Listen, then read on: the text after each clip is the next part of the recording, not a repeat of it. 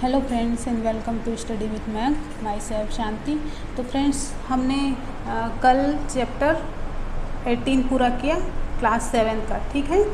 और आज से हम एनसीईआरटी बुक की क्लास 8 शुरू करने जा रहे हैं, ठीक है। तो चलिए शुरू करें। तो हमारा अध्याय 1 या चैप्टर 1 है फसल उत्पादन एवं प्रबंधन। तो चलिए फ्रेंड्स आज चैप्टर 1 शुरू करते हैं क्लास 8 की। ओके, तो फ्रेंड्स हमारा चैप्टर 1 है फसल उत्पादन एवं प्रबंधन। अब ये फसल क्या होता है, उसका उत्पादन कैसे होता है और उसका प्रबंध कैसे किया जाता है, ठीक है। इसी के बारे में आज जानेंगे। तो फ्रेंड्स, एक विशाल जनसंख्या को भोजन प्रदान करने के लिए फसल व नियमित उत्पादन, उचित प्रबंधन एवं वितरण आवश्यक है ना। जो हमारी इतनी विशाल जनसंख्या है हमारे देश की, तो उसके लिए बिल्कुल ज़रूरी है फसल का उत्पादन करना, है ना। और तभी जो ये प्रोसेस है पूरा फसल उत्पादन का, उसमें क्या क्या मिला हुआ है, तो फसल का नियमित उत्पादन मतलब रेगुलरली, उचित प्रबंधन मेंटेनेंस और वितरण, है ना। वितरण मतलब लोगों तक उसकी पहुंच, लोगों तक उसको किस तरह से पहुंचाया जाता है, तो ये प्रमुख हैं। तो फ्रेंड्स, हम भोजन क्यों ग्रहण करते हैं, तो आप जानते ही हैं कि सजीव जो हैं वो ऊर्जा प्राप्त करने के लिए और अपनी जो जैविक प्रक्रम है जैसे कि पाचन, श्वसन और उत्सर्जन, इनको पूरा करने के लिए भोजन ग्रहण करते हैं, है ना। और हम अपना भोजन जो है पौधों और जंतुओं दोनों से ही प्राप्त करते हैं, है ना। तो फ्रेंड्स, इसीलिए कहा गया है कि जो विशाल जनसंख्या है उसको भोजन प्रदान करने के लिए फसल की आवश्यकता होती है। ओके, तो फ्रेंड्स चलिए, हमारा 1.1 है कृषि पद्धतियाँ। अब हम इस चैप्टर में जानेंगे कि मतलब फसल उत्पादन किस तरीके से होता है। तो मेन बात ये है कि कृषि के माध्यम से ही फसल उत्पादन होता है ना। तो हम यही देखेंगे कि कृषि की पद्धतियाँ क्या क्या हैं। ओके, तो फ्रेंड्स, लगभग 10,000 ईसा पूर्व तक मनुष्य क्या थे, घुमंतु थे, है ना। वो एक स्थान से दूसरे स्थान तक भोजन और आवास के लिए समूह में घूमा करते थे, है ना। और वे कच्चे फल और सब्जियां खाते थे। उन्होंने भोजन के लिए जंतुओं का शिकार करना शुरू किया, फिर धीरे धीरे खेती करना शुरू किया, चावल, गेहूं और अन्य फसलों को उत्पादित किया। इस तरह से कृषि का प्रारंभ हुआ, ठीक है। तो फ्रेंड्स, जब हम एक ही किस्म के पौधे किसी स्थान पर बड़े पैमाने पर उगाए जाते हैं तो इसे फसल कहते हैं, ठीक है। मतलब कोई एक ही फसल, जैसे कि गेहूं की फसल को ही ले लो आप, तो गेहूं की फसल से क्या मतलब होगा कि वो जो खेत है जहाँ पर उगाए जा रहे हैं वहाँ पर सारे पौधे क्या होंगे, गेहूं के ही होंगे, है ना। तो आप जानते हैं कि फसलें जो हैं विभिन्न प्रकार की होती हैं, जैसे कि अन्न के फसलें, दाल है, अनेक प्रकार की जो दालें हैं, सब्जियां हैं, फल हैं। तो ये सब क्या है, ये सब अनेक प्रकार की फसलें हैं, ठीक है। और जिस मौसम में ये फल उगाए जाते हैं उसके आधार पर हम फसलों का वर्गीकरण भी कर सकते हैं। और आप जानते हो कि भारत एक बहुत बड़ा देश है ना। और यहाँ ताप, आर्द्रता और जलवायु परिस्थिति एक जगह से दूसरे जगह में अलग अलग हैं। और देश के मतलब अलग अलग भागों में अलग अलग प्रकार की फसलें उगाई जाती हैं, है ना। इसके मतलब इतनी विविधता होने के बावजूद भी मोटे तौर पर फसलों को 2 भागों में बांटा जा सकता है, ठीक है। तो फसलों के प्रकार दो प्रकार की होती है फसलें। तो पहला है खरीफ फसल, दूसरा है रबी फसल। तो चलिए खरीफ फसल के बारे में जानते हैं। तो वह फसल जिसे वर्षा ऋतु में बोया जाता है खरीफ फसल कहलाती है, ठीक है। और फ्रेंड्स, भारत में जो जून से सितंबर तक का महीना होता है वो वर्षा ऋतु का मतलब बारिश का सीज़न होता है ना। क्योंकि जो धान वगैरह फसलें हैं उनको वर्षा की या मतलब पानी की ज़्यादा ज़रूरत होती है, इसलिए जो खरीफ फसल है उसमें मेनली धान की ही खेती अधिक होती है। ओके, तो हम जान लेते हैं कि इसमें और कौन कौन सी खेती होती है। तो धान, मक्का, सोयाबीन, मूंगफली और कपास, ये सब क्या है, खरीफ की फसलें हैं, ठीक है। क्वेश्चन पूछे जाते हैं यहाँ से, आप ध्यान रखिएगा। अब सेकंड है रबी फसल। रबी फसल क्या होता है, तो शीत ऋतु में मतलब ठंडी के दिनों में उगाई जाने वाली फसल रबी फसल कहलाती है, ठीक है। और इसमें क्या क्या है, तो इसमें गेहूं, चना, मटर, सरसों और मतलब अलसी जानते हो, तो ये सब क्या है, तो ये रबी फसल के उदाहरण हैं, है ना। और इसके अलावा कई स्थानों पर दालें और सब्जियां ग्रीष्म में उगाई जाती हैं, ग्रीष्म मतलब गर्मी में, ठीक है। तो फ्रेंड्स, अब हम देखेंगे नेक्स्ट क्या है हमारा। तो 1.2 है आधारिक फसल पद्धतियाँ, आधारिक फसल पद्धतियाँ। तो फसल उगाने के लिए किसान को अनेक क्रियाकलाप सामयिक अवधि में करने पड़ते हैं। सामयिक अवधि मतलब समय के अनुसार करने पड़ते हैं, जो कि कृषि पद्धतियाँ कहलाती हैं। ठीक है, तो इसमें मतलब सामयिक क्रियाकलाप मतलब ऐसे क्रियाकलाप जिसका उपयोग, जैसे कि मान लो कोई माली है, वो किसी सजावटी पौधे को उगाने के लिए करते हैं, है ना, और ये क्रियाकलाप ही कृषि पद्धति कहलाती है। ठीक है, तो कौन कौन सी कृषि पद्धति अपनाई जाती है देखते हैं। तो पहला है मिट्टी तैयार करना, दूसरा बुआई, तीसरा है खाद और उर्वरक देना, चौथी है सिंचाई, खरपतवार से सुरक्षा, कटाई और भंडारण। तो इतने प्रोसेस से गुजर के कोई जो फसल है वो तैयार होती है।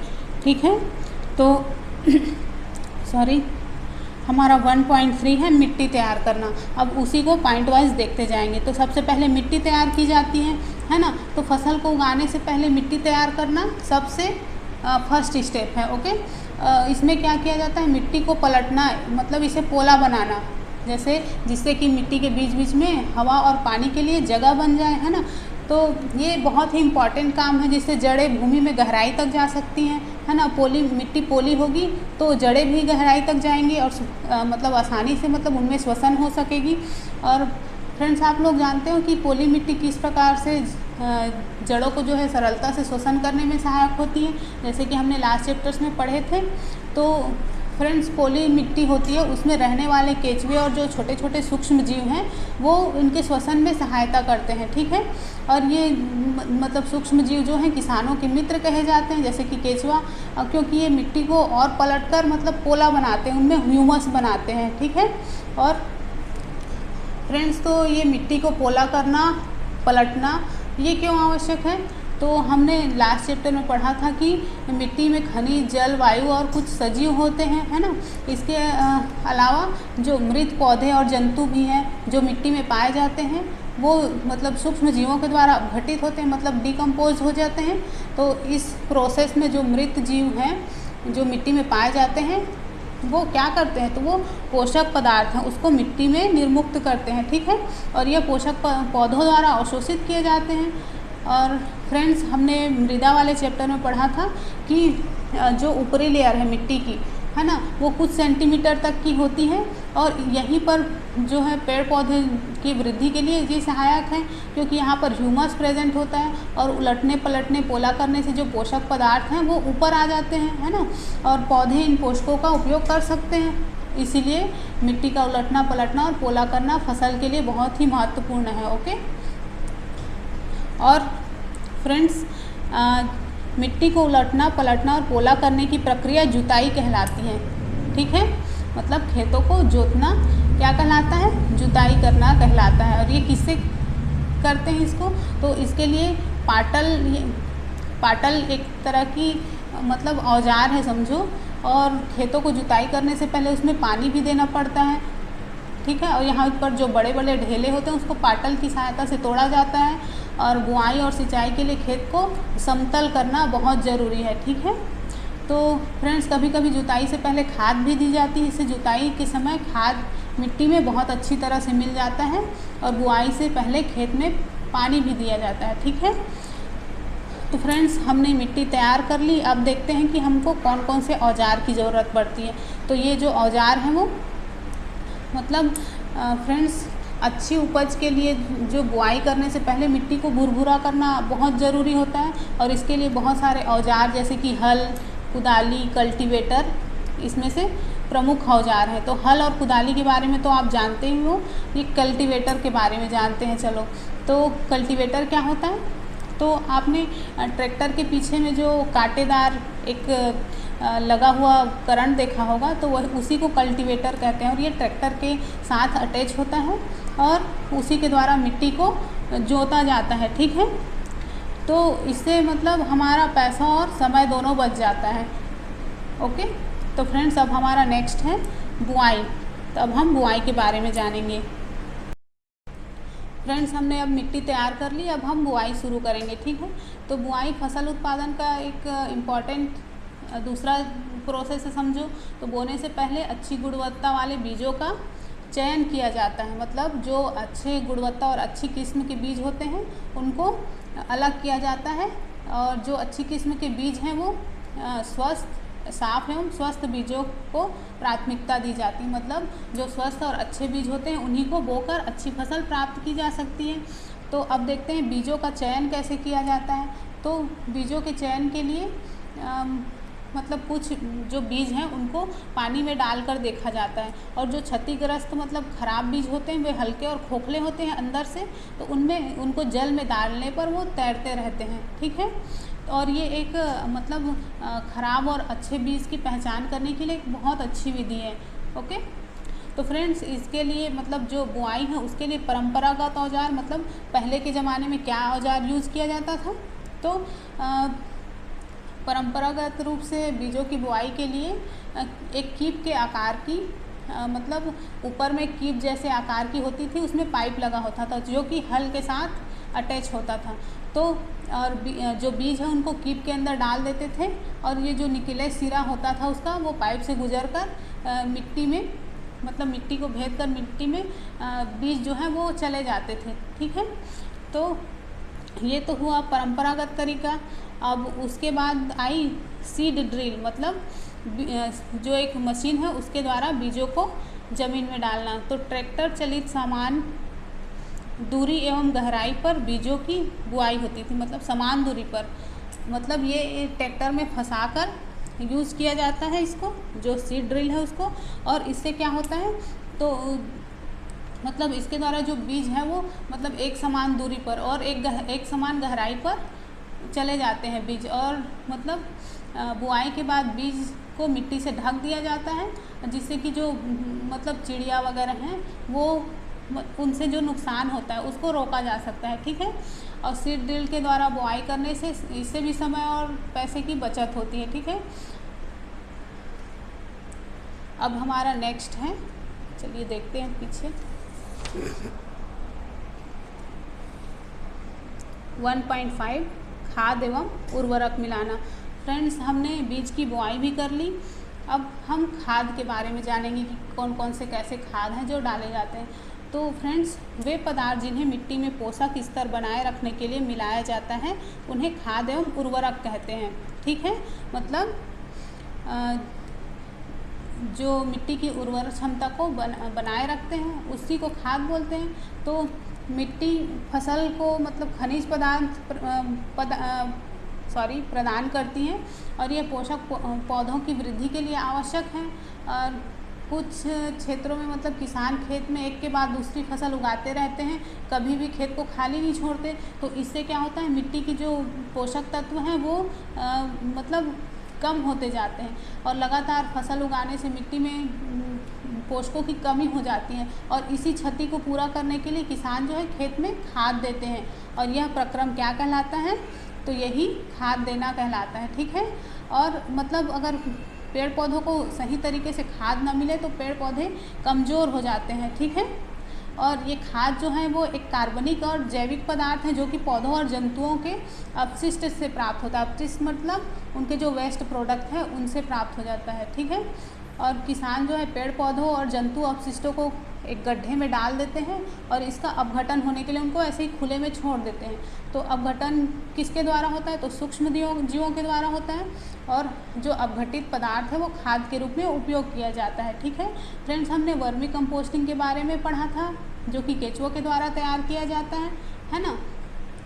तो ये भी एक जो वर्मी कंपोस्टिंग से जो खाद बनता है वो क्या होता है, वो जैविक खाद कहलाता है, ठीक है।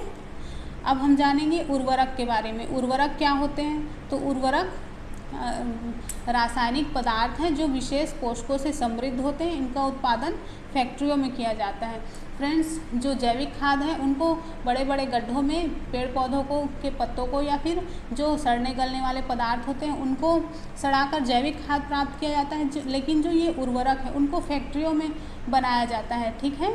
जैसे कि सुपर फास्फेट, पोटास, जिसको NPK मतलब नाइट्रोजन, फास्फोरस और पोटेशियम। फ्रेंड्स आपको बताना है कि जो NPK है उसमें नाइट्रोजन, फास्फोरस और पोटेशियम का परसेंटेज कितना कितना होता है, ठीक है। मुझे कमेंट करके बताइएगा। अगर आप वीडियोस ध्यान से देखते हैं तो मुझे उम्मीद है कि आप इसका आंसर ज़रूर देंगे, ठीक है। तो ये जो उर्वरक हैं वो क्या होते हैं, तो इनके उपयोग से किसानों को गेहूं, धान और मक्का जैसी फसलों की अच्छी उपज प्राप्त करने में सहायता मिलती है, ठीक है। और फिर भी फ्रेंड्स जो ये उर्वरक है उनकी अत्यधिक मात्रा में, मतलब ज़्यादा मात्रा में उपयोग करने से मिट्टी की उर्वरता जो है वो कम होती जाती है, ठीक है। और ये जल को भी प्रदूषित करता है और मिट्टी की उर्वरता को बनाए रखने के लिए हमको उर्वरकों के स्थान पर जैविक खाद है उनका भी यूज़ करना चाहिए, ठीक है।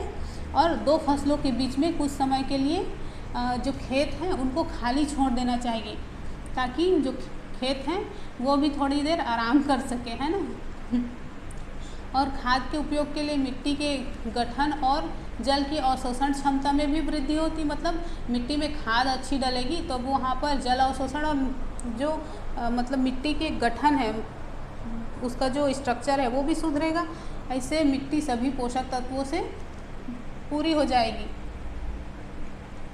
फ्रेंड्स इसके लिए फसल चक्रण का भी यूज़ करना चाहिए, जैसे कि एक फसल धान की ली तो दूसरी फसल लेग्यूमिनस पौधे, मतलब जिनमें क्या पाया जाता है, जो नाइट्रोजन का स्थिरीकरण करते हैं उनका एक फसल लेना चाहिए, है ना। तो इसको क्या बोला जाता है, तो इसी को एकांतर क्रम में फसल उगाना कहा जाता है, ठीक है। तो फ्रेंड्स पहले उत्तर भारत में किसान मतलब फलीदार चारा एक ऋतु में उगाते थे तथा दूसरी ऋतु में गेहूँ उगाते थे, ठीक है। तो इससे मिट्टी में नाइट्रोजन का मतलब पुनः चक्रण होता था और किसानों को इस पद्धति को मतलब अपनाने के लिए हमें प्रोत्साहित किया जाना चाहिए, ठीक है। फ्रेंड्स हमने पिछले क्लास में भी पढ़ा था राइजोबियम बैक्टीरिया के बारे में, है ना। तो ये कहाँ पर होते हैं, तो ये लेग्यूमिनस कुल के जो पौधे हैं उनकी जड़ों में ग्रेन्यूल्स के मतलब बनाकर वहाँ पर रहते हैं, ठीक है, और नाइट्रोजन का स्थिरीकरण करते हैं। ओके फ्रेंड्स, तो हम देखेंगे कि खाद के लाभ क्या हैं। तो मतलब पहला है मिट्टी की जल धारण क्षमता में वृद्धि होती है, मतलब मिट्टी को में जल अवशोषण की जो क्षमता है वो बढ़ जाती है। अब मिट्टी भुरभुरी और सरंध्र हो जाती है, मतलब उनमें जो वायु और जल की प्रेजेंटेशन है वो बढ़ेगी, भुरभुरी होंगी। तो मित्र जीवाणुओं की संख्या की संख्या में वृद्धि, जैसे कि केचुए वगैरह हैं, है ना। और जैविक खाद से मिट्टी का गठन सुधर जाता है, मतलब उसका स्ट्रक्चर सुधर जाता है, ठीक है। अब हमारा नेक्स्ट है 1.6, पौधों में लगभग 90% जल होता है। तो हमें सिंचाई के बारे में जानना है। हमने मतलब फसल भी बो दिया, खाद भी डाल दिया, अब हम सिंचाई के बारे में जानेंगे। तो फ्रेंड्स आप जानते हो कि पेड़ पौधों को जीवित रहने के लिए जल की आवश्यकता होती है। पौधों के फूल, फल और बीज में वृद्धि और उसको बड़ा होने के लिए जल सबसे इम्पॉर्टेंट चीज़ है। और पौधों की जड़ों द्वारा जल का मतलब अवशोषण होता है। इसके साथ खनिज और उर्वरकों का भी वो अवशोषण करते हैं, जो कि हमने ऊपर देखा उर्वरक के बारे में। तो फ्रेंड्स यहाँ पर बताया गया है कि पौधों में लगभग 90% जल होता है, ठीक है। और ये जल क्यों आवश्यक है उसके लिए, तो जैसे कि बीज है उसका अंकुरण शुष्क अवस्था में नहीं हो सकता, है ना। और ये जल में घुले हुए पोषक हैं उनका स्थानांतरण पौधों में मतलब एक भाग से दूसरे भाग में जल के माध्यम से ही होता है ना। और ये फसल की मतलब पाला पड़ना, जानते हो आप, पाला पड़ना, लू चलना, हवा, गर्म हवा बोलते हैं जिसको, इससे रक्षा करते हैं, ठीक है। जो स्वस्थ फसल है उनकी वृद्धि के लिए मिट्टी की नमी को बनाए रखना बहुत ज़रूरी है, उनको जल देना बहुत आवश्यक है, ठीक है। और फ्रेंड्स विभिन्न अंतराल पर खेत में जल देना सिंचाई कहलाता है, ठीक है। तो सिंचाई का समय क्या है, तो इसका समय मतलब जैसे कि 2 दिन 4 दिन में सिंचाई करनी ज़रूरी होती है। जैसे कि वहाँ पर की मिट्टी होती है और वहाँ का सीजन जिस तरह से होता है उसके हिसाब से वहाँ पानी डाली जाती है। गर्मी में पानी डालने की जो प्रक्रिया है वो बहुत अधिक होती है ना। ऐसा क्यों होता है, तो क्योंकि मिट्टी और जो पत्ती हैं वो जल वाष्प के द्वारा पानी की उससे बहुत ज़्यादा हानि होती है, इसलिए गर्मी के दिनों में उनको पानी की भी अधिक आवश्यकता होती है ना। तो फ्रेंड्स अब हम देखेंगे कि सिंचाई के स्रोत क्या क्या हैं। तो कुएं, जलकूप, तालाब, झील, नदियाँ, बांध और नहर, ये सब क्या हैं? तो ये सब सिंचाई के स्रोत हैं। ओके, तो फ्रेंड्स अब हम देखेंगे कि सिंचाई के पारंपरिक तरीके क्या क्या हैं, मतलब पहले के लोग किस तरह से सिंचाई करते थे। तो मैं आपको डायग्राम दिखाऊंगी इसका, पहले इसको पढ़ लेते हैं। मोट घिरनी, चेन पंप, ढेकली, रहट मतलब उत्तोलक तंत्र, जल को ऊपर खींचने के लिए सामान्यतः पंप का उपयोग, जिससे चलाने के लिए डीजल, बायोगैस, विद्युत और सौर ऊर्जा का उपयोग किया जाता है। तो फ्रेंड्स चलिए मैं डायग्राम ही दिखा देती हूँ, उसे समझेंगे हम। तो ये डायग्राम किसका है? तो ये मतलब पारंपरिक स्रोत, सिंचाई के पारंपरिक स्रोत। ये देख रहे हो आप, ये मोट या घिरनी कहलाती है। इसमें कुओं से इस घिरनी के द्वारा पानी निकालकर पेड़ पौधों को दिया जाता है। ये है एक चेन पंप, तो इसमें भी एक व्हील टाइप की स्ट्रक्चर होती है, जिसको इधर से खींचा जाता है किसी जानवर के द्वारा, और यहाँ पर जो बर्तन या जो भी बंधा होता है जिससे पानी निकल के इसमें बह के आता है और यहाँ से खेतों में जाता है। ठीक है, और ये हुआ ढेकली, मतलब इधर एक वजन लटका होता है और इसको जब नीचे किया जाता है तो ये बाल्टी पानी से भर जाती है, फिर ऊपर करके निकाला जाता है। और ये है रहट, तो ये भी उसी टाइप का स्ट्रक्चर, यहाँ पर बर्तन बंधे हुए हैं जिसमें पानी मतलब बाहर निकलता है। और ये जो रहट है इसको बैल द्वारा या फिर खुद आदमी इसको चला के पानी निकालते थे। ठीक है, अब हम देखेंगे कि सिंचाई की आधुनिक विधियाँ क्या क्या है। हमने जो मोट है, चेन पंप है, ढेकली है और रहट है, ये तो पुराने ज़माने की बात हो गई। अब नए ज़माने की बात क्या है? तो सिंचाई की आधुनिक विधियाँ। तो आधुनिक विधियों में क्या है? तो फ्रेंड्स इसमें जल की उपयोग करने की मतलब इसमें जल व्यर्थ नहीं जाता है ना। और इसमें पहला है छिड़काव तंत्र। इस विधि का उपयोग असमतल भूमि जहाँ जल कम मात्रा में उपलब्ध हो वहाँ छिड़काव विधि द्वारा किया जाता है। बलुई मिट्टी के लिए अत्यंत उपयोगी। आप ये डायग्राम देख रहे हो, तो यहाँ कुएं में एक मोटर लगी हुई है और ये पाइप है। इस पाइप के द्वारा पानी खेतों में जा रहा है और यहाँ पर छोटी छोटी और पाइपें लगी हुई हैं, और इन पाइपों में जो आप ये देख रहे हो गोल गोल, तो ये क्या है? ये नोज़ल है, और ये नोज़ल जो है घूमते रहते हैं। ठीक है, और घूमने से जो इधर से पानी खींच के इसमें आती है, और ये नोज़ल घूमते हुए पेड़ पौधों में पानी, मतलब जैसे कि बरसात होती है ना, बारिश होती है तो बूंद बूंद छिड़काव होता है पौधे पर, तो सेम उसी तरह से जैसे कि वर्षा हो रही हो उसी तरह से ये पानी जो है पेड़ पौधों को प्राप्त होता है। ठीक है, और इससे मतलब पानी का वेस्टेज बहुत कम होता है, और जिस जगह पे पानी की कमी होती है उनके लिए तो बहुत ही अच्छी बात है ये। और बलुई मिट्टी, मतलब बलुई मिट्टी, उसमें पानी बहुत जल्दी अब्जॉर्ब हो जाता है, नीचे चला जाता है, तो उनके लिए ये बहुत ही अच्छी चीज़ है। अब नेक्स्ट देखते हैं। नेक्स्ट है हमारा ड्रिप तंत्र। ड्रिप तंत्र मतलब नाम से ही पता है, ड्रिप मतलब बूंद, जिससे इस विधि में जल बूंद बूंद करके पौधों की जड़ों में गिरता है। तो फ्रेंड्स इस विधि में भी पानी की बहुत एक एक बूंद का यूज होता है ना। फलदार पौधे, बगीचों और वृक्षों को पानी देने के लिए यह बहुत अच्छा तरीका है। इसमें पौधों को बूंद बूंद करके जल प्राप्त होता है और पानी बिल्कुल वेस्टेज नहीं होता है ना। और ये भी जो पानी की कमी वाली जगह है उनके लिए बहुत ही बेस्ट है। ठीक है, हमारा नेक्स्ट है 1.7 खरपतवार से सुरक्षा। फ्रेंड्स जो खेत हैं उनमें खेत में कई अन्य अवांछित पौधे प्राकृतिक रूप से फसल के साथ उगाते हैं। इन अवांछित पौधों को खरपतवार कहते हैं। फ्रेंड्स जो खेतों में फसल के साथ, जैसे धान की फसल के साथ, गेहूं की फसल के साथ जो अवांछित पौधे हैं उन्हीं को खरपतवार कहा जाता है। ठीक है, और ये खरपतवार क्या करते हैं? तो ये जो जल है, पोषक है और सूर्य की प्रकाश है, मतलब हर चीज़ों के लिए फसल से ये कंपटीशन करते हैं। ठीक है, और मतलब खुद ही सबको ले लेते हैं। जो हमारी फसल है वो कमज़ोर रह जाती है इसके कारण, है ना। और पेड़ पौधे जो फसल है वो बढ़ नहीं पाते हैं, और कुछ जो खरपतवार हैं वो कटाई में भी मतलब उनका प्रभाव पड़ता है, बाधा डालते हैं, और कुछ तो मनुष्य और पशुओं दोनों के लिए विषैले हो सकते हैं। ठीक है, तो खरपतवार को हटाने और उनकी जो ग्रोथ है उनको रोकने के लिए किसान कई तरीके अपनाते हैं। और फसल को उगने से पहले खेत को जोताई करना, ये और खरपतवार को उखाड़ना और हटाना, ये भी एक प्रोसेस है। और इससे खरपतवार पौधे जो हैं सूख कर मर जाते हैं और मिट्टी में मिल जाते हैं, ठीक है। और खरपतवार को हटाने का सबसे अच्छा समय, हाँ, खरपतवार हटाने की प्रक्रिया को निराई कहते हैं। निराई मतलब उसको उखाड़ फेंकना, ठीक है। और खरपतवार हटाने का सर्वोत्तम समय पुष्पन एवं बीज बनने से पहले होता है। फ्रेंड्स, जिस समय हमारी फसल पूरी तरह से तैयार नहीं हुई रहती, उसमें पुष्पन होने से पहले और बीज बनने से पहले खरपतवार को हटाना मतलब सही समय है, ओके।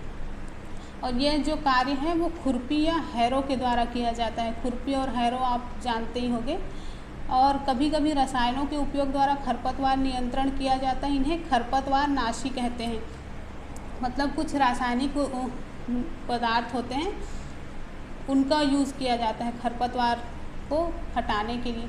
इससे मतलब फसल को कोई नुकसान नहीं होता, लेकिन जो खरपतवार हैं वो मर जाते हैं, ठीक है। तो इसके लिए क्या किया जाता है, इसके लिए स्प्रेयर का यूज़ किया जाता है, ठीक है। स्प्रेयर से पानी के साथ उस केमिकल को मिला लिया जाता है और खेतों में छिड़का जाता है, ठीक है।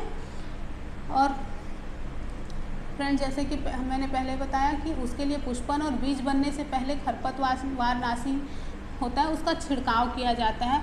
और ये क्या होते हैं, तो 2,4-D ये एक रासायनिक पदार्थ है जिसका छिड़काव खेतों पर किया जाता है, ठीक है। और बहुत सारे नाम हैं,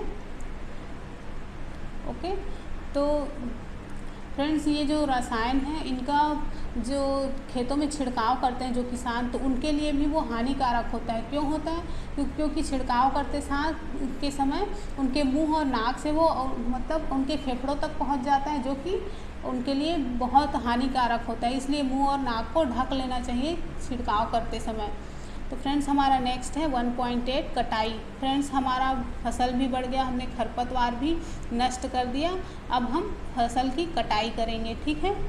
तो फसल की कटाई मतलब अब फसल हो गया तो उसको तो काटना ही पड़ेगा, इसीलिए तो हमने खेती की, है ना।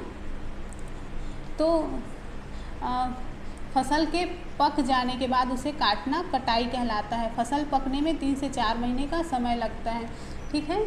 अब कटाई के समय या तो पौधों का खींचकर उखाड़ लेते हैं या उसको जो ज़मीन के पास से उसको काट लेते हैं, ठीक है। और एक कोई भी अनाज है उसको पकने में 3 से 4 महीने का समय लगता है, ठीक। और फ्रेंड्स, हमारे देश में जो है मतलब जो छोटे किसान हैं वो दराती की सहायता से हाथों के द्वारा इन फसलों को काटते हैं, है ना। और जो बड़े किसान हैं वो हार्वेस्टर के द्वारा फसलों की कटाई करते हैं। तो हार्वेस्टर क्या होता है, तो ये भी एक बड़ी मशीन है, ठीक है। और फसल को काटने के लिए मतलब फसल से बीज और दाने भूसे को अलग करने के लिए जो प्रोसेस यूज़ किया जाता है उसको थ्रेशिंग कहते हैं, है ना। और हार्वेस्टिंग और थ्रेसिंग ये दोनों कंबाइन मशीन होते हैं, है ना। आपने देखा होगा थ्रेसर मशीन, है ना, हार्वेस्टर मशीन देखा होगा। तो जो छोटे किसान हैं, जो छोटे किसान जो हैं वो क्या करते हैं, तो फसल को काटने के लिए वो मतलब फटक कर या विनोइंग द्वारा अलग करते हैं। मतलब काटने के लिए नहीं, उसको दाने को अलग करने के लिए विनोइंग का यूज़ करते हैं। मतलब उसको ज़मीन पर पटकते जाते हैं, जैसे कि हमने लास्ट में पढ़ा था इसके बारे में। तो चलिए आगे देखते हैं। फ्रेंड्स, अब हमने कटाई भी कर ली, है ना। किसान जो होते हैं 3-4 महीने बहुत अधिक परिश्रम करते हैं, उसके बाद कटाई का समय आता है तो वो उनके लिए बहुत सुनहरा अवसर होता है ना। उनको अपने खेत की लहलहाती फसल जो होती है उनको खुशी से भर देती है ना। और अब ये समय जो है उनके लिए थोड़ा आराम का भी होता है। इस समय वो खुशी भी मनाते हैं क्योंकि पिछले समय उन्होंने जितना भी मेहनत किया उसका फल मिलता है उनको, है ना। और भारत के बहुत से भागों में जैसे कि कटाई ऋतु के साथ कुछ विशेष पर्व जैसे पोंगल, बैसाखी, होली, दिवाली, नवान्या और बिहू ये जुड़े हुए हैं। है ना। भारत के जो किसान हैं फसल कटाई के बाद ये सारे अलग अलग क्षेत्रों में, जैसे पोंगल साउथ में मनाया जाता है, जो पंजाब साइड है वहाँ पर बैसाखी मनाई जाती है, होली तो हर जगह मनाई जाती है, दिवाली भी, और ये शायद नाबान्या महाराष्ट्र में मनाई जाती है, बिहू तो आसाम की है ना। तो ये सारे पर्व खेती के बाद मतलब खेती से जुड़े हुए भी हैं। तो फ्रेंड्स हमारा 1.9 है भंडारण। अब हम मान लो हमने फसल भी कटाई कर ली, अब उसको आई भंडारण करने की बारी। तो फ्रेंड्स जो फसल है उसके दानों को बहुत अधिक समय तक हमको रखना हो तो उनमें नमी, उनको कीड़ों से बचाना, चूहों और जो सूक्ष्म जीव है उनसे उनको सुरक्षित रखना बहुत ज़रूरी है ना।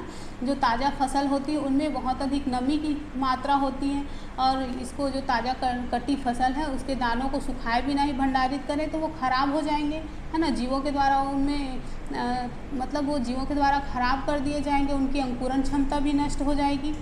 तो भंडारण से पहले दानों को धूप में बहुत सुखाना पड़ता है, और जिससे उनकी नमी जो है वो ख़त्म हो जाती है, और उनको कीट और जैसे कि जीवाणु है, कवक है, उनसे सुरक्षा मिल जाती है।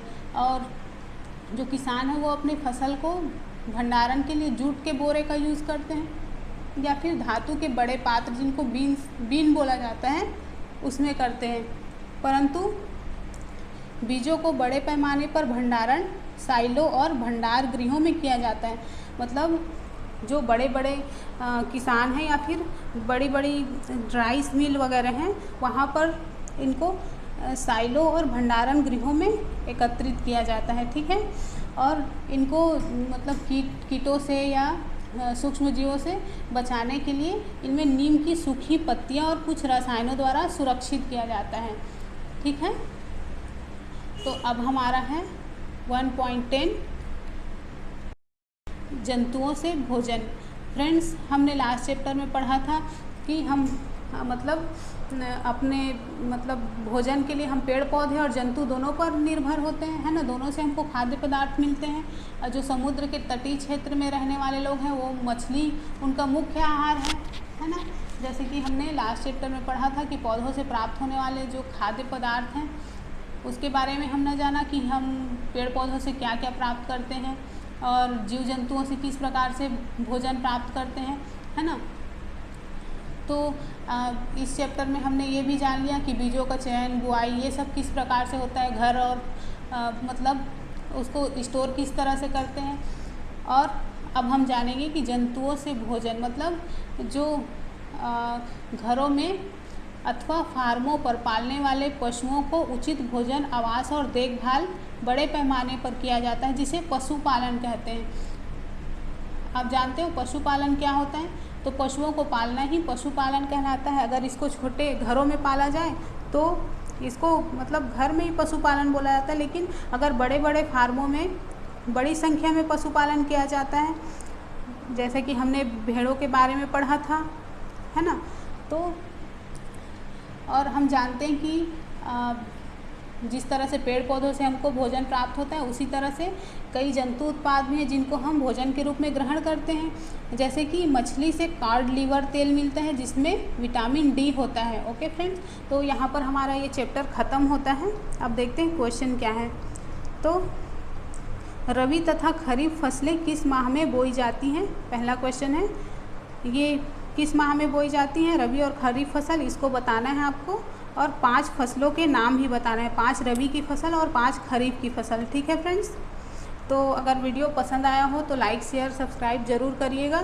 और फ्रेंड्स कई लोग मुझसे बोल रहे हैं कि PDF चाहिए, तो फ्रेंड्स मैं अगर इतना मेहनत कर सकती हूँ नोट्स बनाकर, तो आप भी थोड़ा मेहनत करिए और कम से कम जो मेन पॉइंट है, इतना अच्छे से नहीं तो कम से कम जो मेन पॉइंट है उसको तो लिख लीजिए। ज़रूरी नहीं है कि आप PDF से ही पढ़ो, आप जितना मेहनत करोगे ना आपको उतना ही ज़्यादा याद रहेगा। और ये तो छोटी छोटी क्लासेस की मतलब छोटी छोटी बातें हैं, आपको तो अभी बहुत आगे की बड़े बड़े क्लासों के चैप्टर्स भी पढ़ेंगे हम, तो उस टाइम भी मतलब अगर आप नोट्स बनाना शुरू करोगे तो ये आपके लिए ही फ़ायदेमंद है। ओके, तो फ्रेंड्स आप भी नोट्स बनाइए, कम से कम एक रफ कॉपी में ही लिख लिया कीजिए जो आपको इम्पॉर्टेंट लगता है उसको।